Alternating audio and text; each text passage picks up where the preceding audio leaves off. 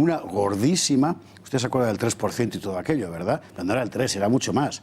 Y al final estamos hablando de irregularidades, es decir, mordidas evidentes, sistematizadas, casi institucionalizadas en la adjudicación de obra pública. Y he aquí que la Guardia Civil ha contado que el gobierno de Puigdemont, mejor dicho, la Administración de la Generalidad, para ser más precisos, hizo un estudio y que constató que efectivamente había un porcentaje, con solo una mera cata estadística, ¿verdad?, un porcentaje enorme de irregularidades.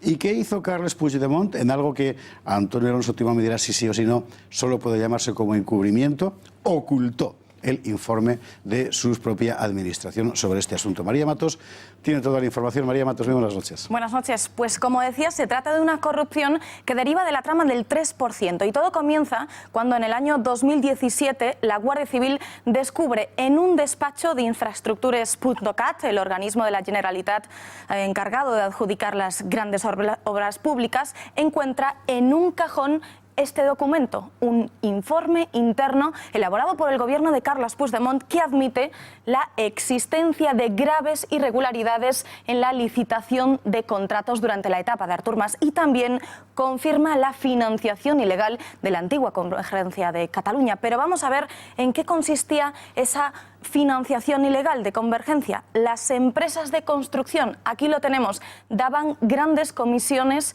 a Convergencia y en aquel momento luego Convergencia se las devolvía a los constructores en forma de contratos millonarios en obra pública de Cataluña. Enseguida profundizamos un poco más sobre cómo era esta financiación ilegal, pero antes algo muy importante, ¿quién elaboró ese informe? Pues como decíamos, internamente la Generalitat, y en él participaron altos cargos de las consellerías, como por ejemplo la de Presidencia, por aquel entonces estaba dirigida por Neus Munté, la de Territorio por Josep Rull, la de Educación y también la de Vicepresidencia, Economía y Hacienda. Según este informe, utilizaban un método infalible. La Generalitat, a través de Estructures.cat, sacaba a concurso a las obras a las que se presentaban pues muchas empresas, pero la trampa estaba en los criterios que utilizaban para puntuar el concurso. Un 70% de la evaluación era la parte técnica de la empresa y el 30% restante era la parte económica, el presupuesto que la empresa presentase.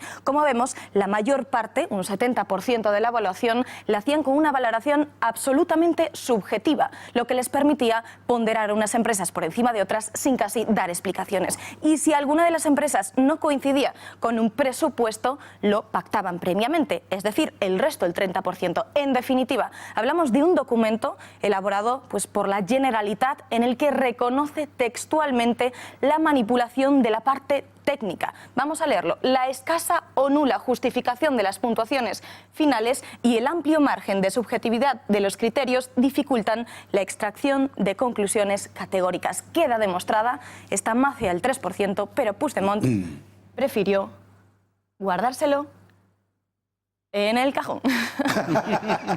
Ha tardado en salir el cajón de Puigdemont y no es para menos, porque lo que hay ahí dentro cualquiera sabe. María Matos, muchísimas gracias.